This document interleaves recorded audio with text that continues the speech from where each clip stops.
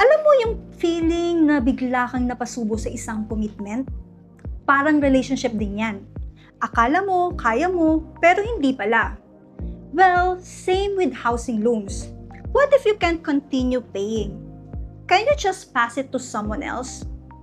The good news is, yes, you can. But there's a process you need to follow. This is called pasalo or assumptions of mortgage. Basically, instead you paying for the remaining balance, someone else will take over the loan.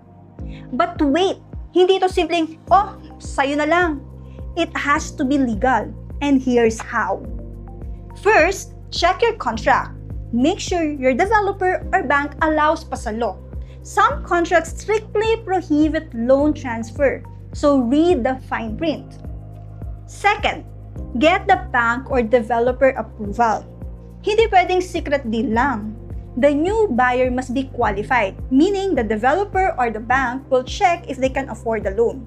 Kung hindi, sila pasado sa requirements, hindi pwede.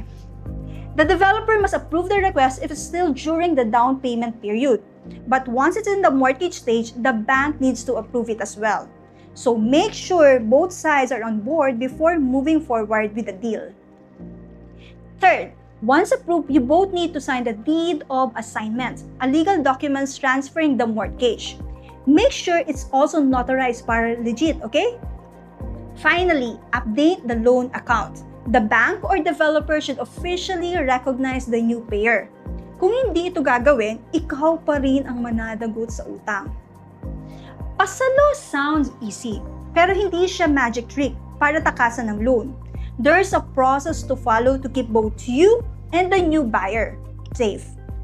Always check your contract and consult your developer or the bank before doing anything. Are you thinking of selling your condo via pasalo? Please drop your questions in the comments below. Thank you!